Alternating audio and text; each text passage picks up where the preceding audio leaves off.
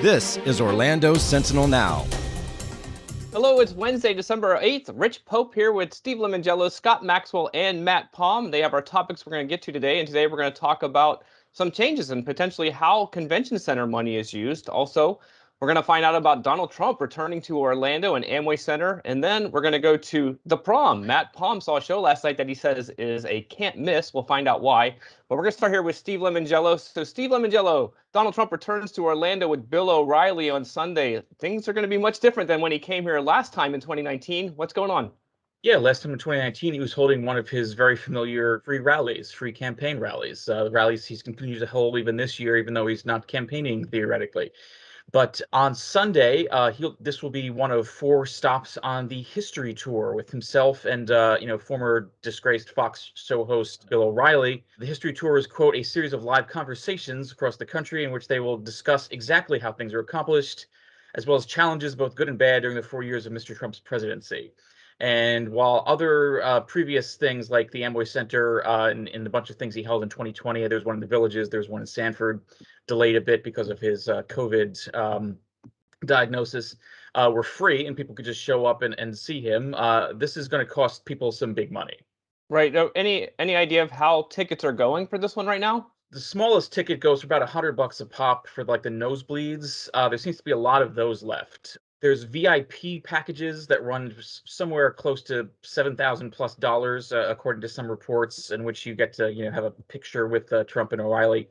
Those I don't know if they're sold out, but you can't seem to buy any anywhere. On various places like Ticket Network, there's a bunch of tickets on the floor areas and just behind the VIP section that's going for about $373 in one section, $729 in another section.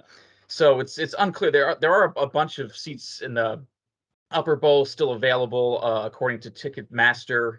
A bunch of seats in sort of like the rear lower bowl area. So it is very unclear. This is, of course, a bone of contention with the Trump people and O'Reilly. There's a Politico story in July that quoted a box office person at Amway anonymously saying, "Hey, this isn't selling that great, people." About a month after it went on sale in June, and Trump threatened to sue Politico because everything was going to be sold out and wonderful. And I think Bill O'Reilly called it BS. But the proof will be in the pudding of what we see on Sunday. It's also unclear, though, how many people are paying for these things, how many are being given away. We'll check it out. Press is not allowed into this event. The section labeled press in the Amway Center is available for tickets for $167 each on Ticket Network if you're interested in sitting in the press section and not being pressed. All right. Well, you can go ahead and go to orlandosentinel.com, find out more about that one. As Steve says, we'll see how things play out on Sunday. All right, moving forward here to Scott Maxwell. So Mayor Demings alluded to the fact that he might stop the expansion of the convention center. This seems to be an ongoing contention with a lot of people, and you as well, Scott Maxwell, and you say it's about time. Yes, I think it is way past time. And to sort of set the stage, I think a lot of people know that the Orange County Convention Center is big. I'm not sure all locals appreciate how big it is. It is one of the largest structures on Earth, for starters. It is bigger than the convention centers in New York, Los Angeles, Dallas, Philadelphia, and Miami combined. It is bigger than all of them. It is bigger that the Pentagon is often billed as the largest office complex on the planet. The Orange County Convention Center is not just bigger than the Pentagon, it's bigger by about 360,000 square feet, which is, if you think of that scene in Forrest Gump in front of the Lincoln Memorial reflecting pool, it's like taking the Pentagon, the biggest office building on the planet, putting the reflecting pool that connects the Washington Monument and Lincoln Memorial there together, and the convention center is still bigger than that. So yeah, I think it has enough room.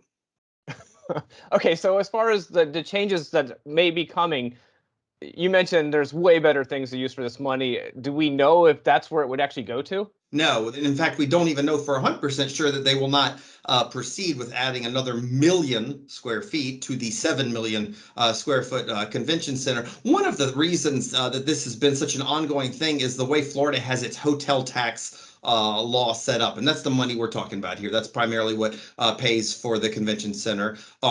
Basically, the lawmakers set up a rule that said hotel taxes could only be spent on things that promote more tourism. So that's been a great excuse for county commissioners in Orange County. They could say, oh my gosh, yes, we have so many needs. We have a really cruddy bus system.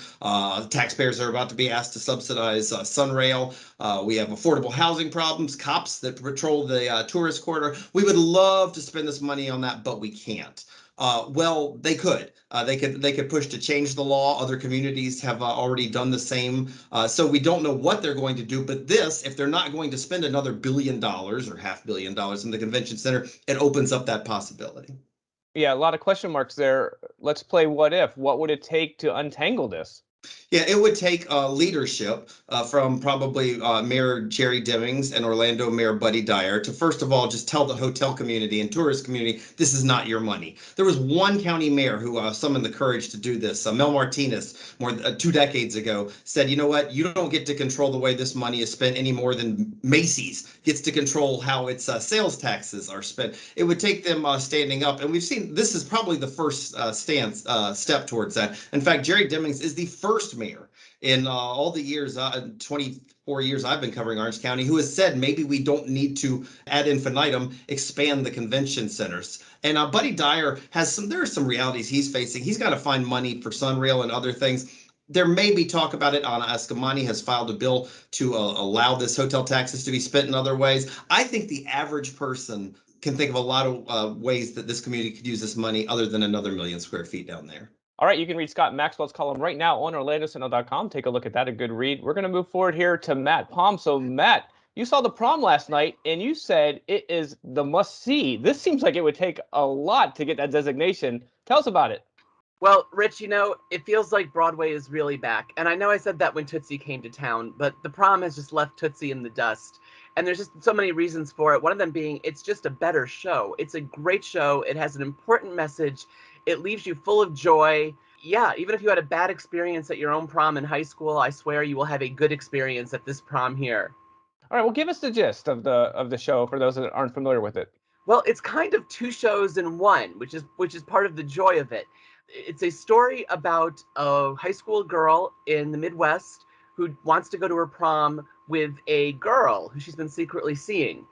And when the PTA of her conservative school finds out that she wants to bring a girl as her date, they opt to shut down the entire prom instead of allowing that, which leads to this uproar. In the meantime, we have sort of a very broad comedy about 4 narcissistic, self-absorbed, sort of Broadway actors who are on the skids, not doing so well, and they decide they just need a good social cause to rally around and get some good press and put their names back on the map. So they descend upon this poor town and just take up this girl's cause, whether she wants them to or not, and she really doesn't. And the mixing of these cultures and what everyone kind of learns about themselves throughout the course of the show make the heart of the show, but it's super, super funny in the way that they interact, in the way that Broadway goes in for its share of jokes. The Midwest goes in for its share of jokes. If you've ever lived in a small town, you'll relate. And it just all meshes together with just great music, smart lyrics, everything you want in a Broadway show. All right, Matt, it's interesting that you mentioned that this feels like Broadway is back. And in your review, you mentioned how it gives nod to some really notable shows like Les Mis. Well, yeah, there are Easter eggs definitely hidden. I'm not even sure they're hidden. But if you are a Broadway fan, you will pick up on little nods here and there, little shout outs, because these people are Broadway actors. They do talk about Broadway and things that they have done. They use sort of references to those shows in their own situation now. And that's just like an added treat. You don't really have to know anything about those shows to appreciate what this show is doing. But it's like a bonus for Broadway lovers. It is almost like a smile, a wink, hey, welcome back. Remember all these great shows. Here's another one to add to that list. That's great. So as far as tickets, can individuals still get them? Absolutely. It's here in town until Sunday. Lots of performances left. I think there are 2 on Saturday and 2 on Sunday, matinees as well as evening. So yeah, grab them. drphillipscenter.org is the website. All right. As Matt says, grab them. It's a don't miss. That's a lot coming from Matt. Appreciate that. All right. Well, we're going to call it quits for today. Appreciate you being with us. Also want to point out, become a subscriber. Go to OrlandoSentinel.com/subscribe and join us as far as supporting our work. We always do appreciate that. But for us, we're going to go ahead and push pause. Until next time, I'm Rich, Scott, Steve, and Matt. Everyone have a great day. We'll see you soon. Watch Orlando Sentinel Now live every weekday at noon on our Facebook page and on OrlandoSentinel.com.